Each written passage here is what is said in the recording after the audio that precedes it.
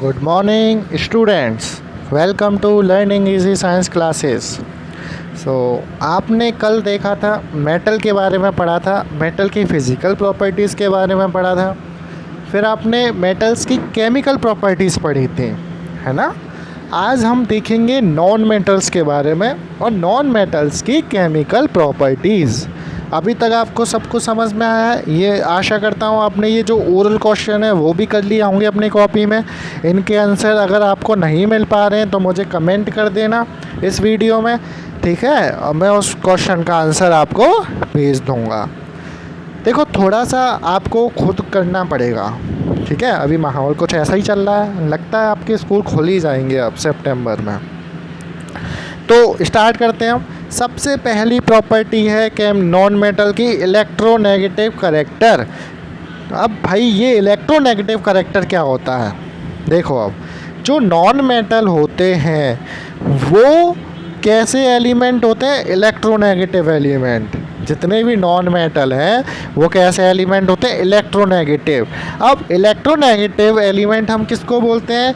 वो एलिमेंट जो इलेक्ट्रॉन को लेने के इच्छुक हो। देखो, मेटल के अंदर एटम जो होता है उसके अंदर तीन चीज़ें होती हैं, इलेक्ट्रॉन, प्रोटॉन और न्यूट्रॉन, ठीक है। तो जितने भी मेटल है या नॉन मेटल है उन सबके अंदर क्या होगा? इलेक्ट्रॉन, प्रोटॉन और न्यूट्रॉन होगा। मेटल के अंदर एक प्रॉपर्टी होती है, मेटल की बता रहा हूँ, मेटल के अंदर प्रॉपर्टी होती है इलेक्ट्रॉन को दान करने की क्षमता। और नॉन मेटल के अंदर टेंडेंसी होती है कि वो इलेक्ट्रॉन को लेना चाहता है। फॉर एग्ज़ाम्पल, दो इंसान है, एक इंसान पैसा दे रहा है, एक इंसान पैसा ले रहा है। तो जो पैसा दे रहा है उसको हम मेटल बोलते हैं केमिस्ट्री की भाषा में, और जो इंसान पैसा बस लेना ही चाहता है वो क्या है? Non metal. यानी कि नॉन मेटल क्या लेना चाहते हैं? इलेक्ट्रॉन्स लेना चाहते हैं। अगर कोई इंसान उधार पैसा लेता है तो उसके ऊपर कर्ज चढ़ जाता है ना। ऐसे ही नॉन मेटल के ऊपर कैसा साइन आ जाता है? नेगेटिव। और मेटल, अगर मैं मेटल की बात करूं तो मेटल होते हैं इलेक्ट्रो पॉजिटिव। वो बस इलेक्ट्रॉन को देना ही जानते हैं। यानी कि वो इंसान जो बस पैसा दे रहा है तो वो कैसा होगा? पॉजिटिव होगा। अब नॉन मेटल कैसे हुए? इलेक्ट्रोनेगेटिव हुए, क्योंकि उनके अंदर टेंडेंसी होती है कि वो इलेक्ट्रॉन को लेते ही हैं। अगर वो ले रहे हैं तो उनके ऊपर कैसा चार्ज आ जाएगा? नेगेटिव आ जाएगा। और नेगेटिव चार्ज को हम बोलते हैं एनाइन। क्या बोलते हैं? एनाइन। एग्जाम्पल देखो कि क्लोरीन का एटम है, क्लोरीन का एटम देखो क्या ले रहा है? एक इलेक्ट्रॉन ले रहा है। जब इसने एक इलेक्ट्रॉन लिया तो उसके ऊपर कैसा चार्ज आ गया? क्लोरीन नेगेटिव, एक नेगेटिव। ऑक्सीजन का एटम दो इलेक्ट्रॉन को ले रहा है तो उसके ऊपर दो नेगेटिव का साइन आ गया ना। तो ये क्या हुए? इलेक्ट्रोनेगेटिव करैक्टर होता है। यानी कि वो कैसे होते हैं? नॉन मेटल वो होते हैं जिनके ऊपर टेंडेंसी होती है कि वो इलेक्ट्रॉन को ले सकें।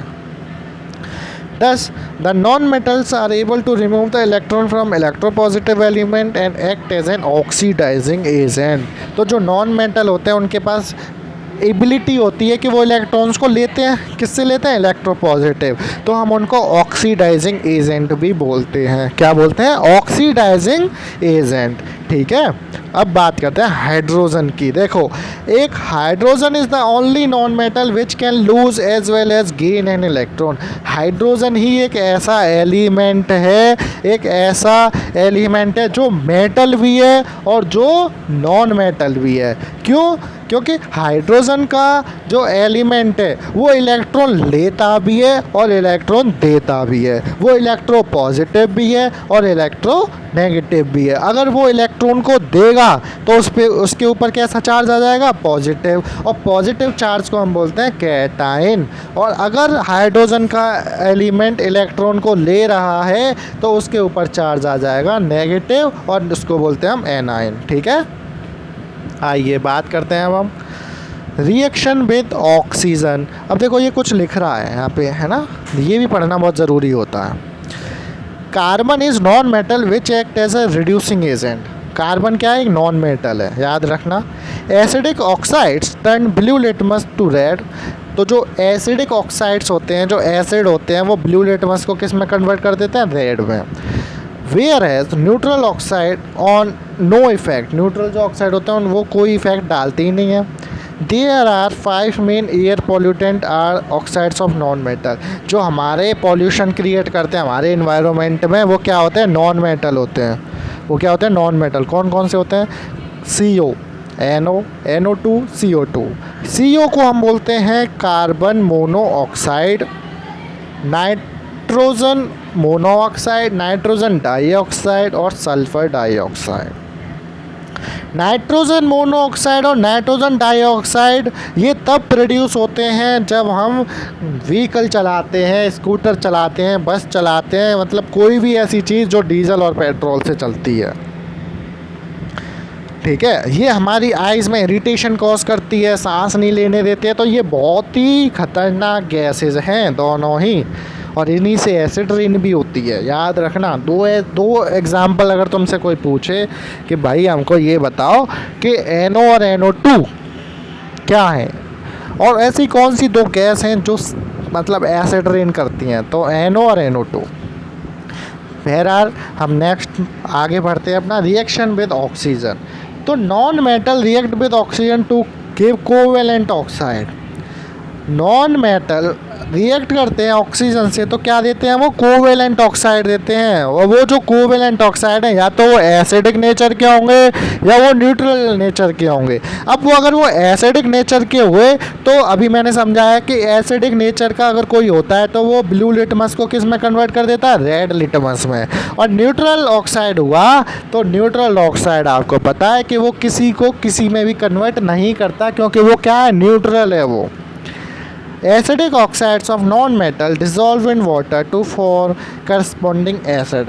अगर मैं इस एसिडिक ऑक्साइड को वाटर के अंदर डिजॉल्व कर दूं तो वो क्या बना लेगा? वो बन जाएगा एसिड।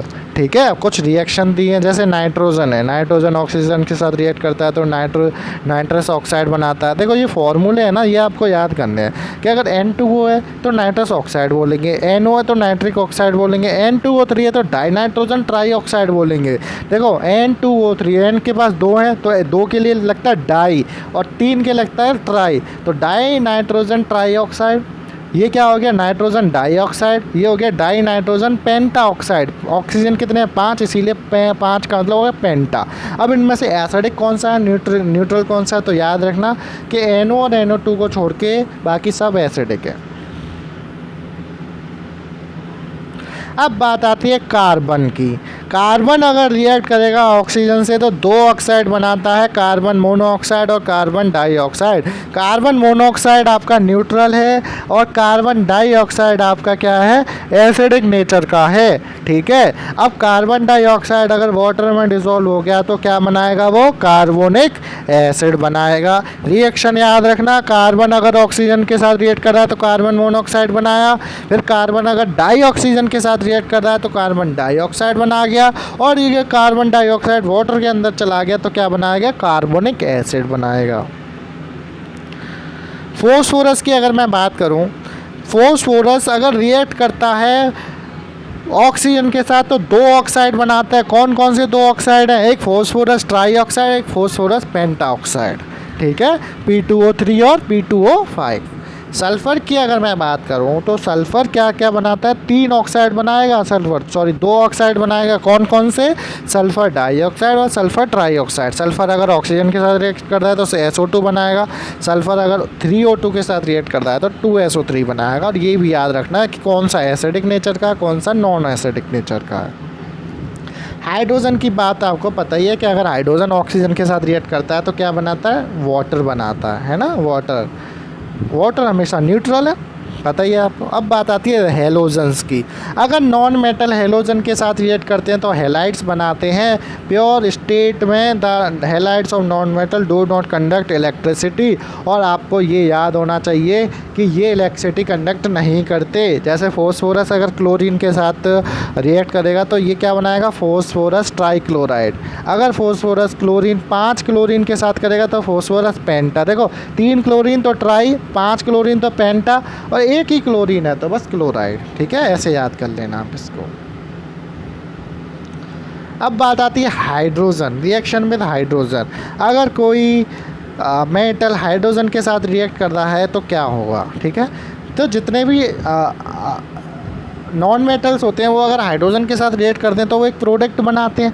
वो प्रोडक्ट हमेशा कैसा होगा, इंसुलेटर होगा, यानी कि उसमें इलेक्ट्रिसिटी कंडक्ट नहीं होगी, ठीक है। वो अच्छा वो तीनों नेचर का हो सकता है, एसिडिक भी हो सकता है, बेसिक भी हो सकता है और न्यूट्रल भी हो सकता है, ठीक है।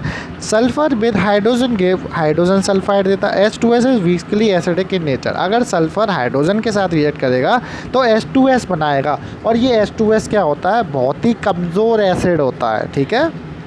नाइट्रोजन अगर हाइड्रोजन के साथ रिएक्ट करती है तो क्या बनाती है, अमोनिया बनाती है, और अमोनिया का नेचर कैसा होता है, बेसिक नेचर होता है। अगर हाइड्रोजन ऑक्सीजन के साथ रिएक्ट करता है तो वो आप सबको ही पता है वाटर बनेगा, ठीक है। एसिड के साथ अगर कोई नॉन मेटल रिएक्ट करेगा तो क्या बनेगा, देखो मेटल अगर एसिड के साथ रिएक्ट कर रहे थे तो वहाँ डिस्प्लेसमेंट रिएक्शन थी। कौन सी रिएक्शन थी, डिस्प्लेसमेंट रिएक्शन, है ना, जिसमें जो ताकतवर मेटल है वो कमज़ोर मेटल को हटा के उसकी जगह लग जाता था। लेकिन नॉन मेटल क्या होते हैं, नॉन मेटल डिस्प्लेस ही नहीं कर पाते, उनमें इतनी ताकत ही नहीं है, इसीलिए रिएक्शन विद एसिड नहीं होती। बस किसकी होगी, एक हाइड्रोजन की होगी। क्यों, क्योंकि हाइड्रोजन मेटल भी है और नॉन मेटल भी है। अब बात आती है, ये डिस्प्लेसमेंट रिएक्शन आपको पता ही है, ये मेटल और नॉन मेटल की कंपैरिजन है कि मेटल और नॉन मेटल, मेटल क्या बनाते हैं, नॉन मेटल क्या बनाते हैं। देखो मेटल जो होते हैं अगर ऑक्सीजन के साथ रिएक्ट करते हैं तो वो बेसिक ऑक्साइड बनाते हैं। नॉन मेटल कौन से ऑक्साइड, एसिडिक और न्यूट्रल ऑक्साइड बनाते हैं, ठीक है। तो ये आपको याद करनी है टेबल।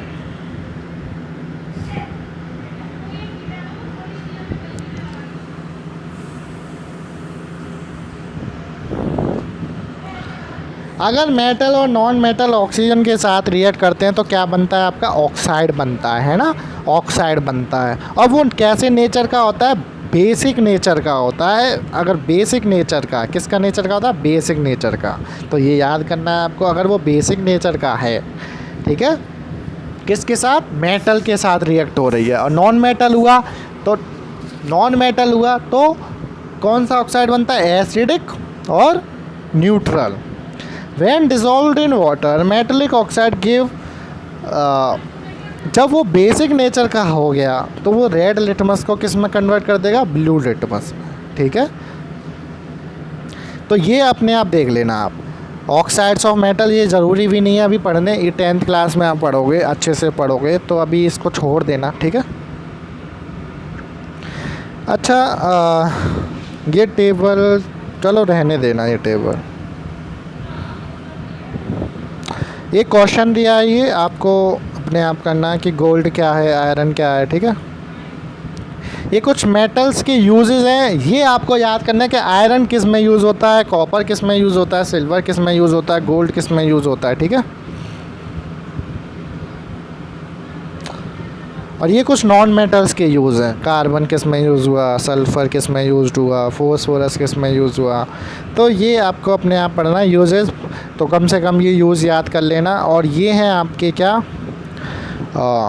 अब ये पूछा है क्वेश्चन कि which of the oxide of nitrogen is acidic. Nitrogen का वो कौन सा ऑक्साइड है जो एसिडिक है, तो रिएक्शन देखना नाइट्रोजन अगर ऑक्सीजन के साथ रिएक्ट कर रहा है तो दो चीज़ें बनाता है, NO और NO2, ठीक है। तो देखना कौन सा एसिडिक ऑक्साइड है। ये क्वेश्चन अपने आप करने हैं आपको। Name a non metal that act as a reducing agent, तो कार्बन इसका आंसर होगा। Name the hydride of nitrogen, is it acidic, basic और न्यूट्रल।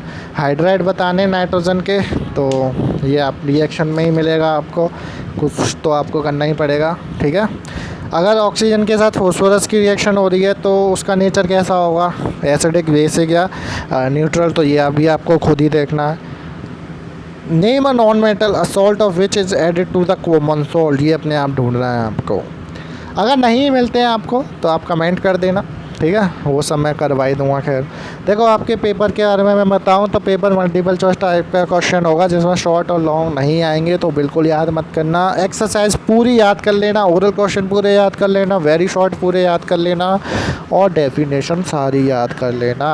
आपके अच्छे मार्क्स आ जाएंगे, आशा करता हूँ आप बहुत ही अच्छे हो, सब अच्छे बच्चे हो, ठीक है। स्कूल भी जल्दी से खुल जाएंगे, ऐसी कोई बात नहीं है।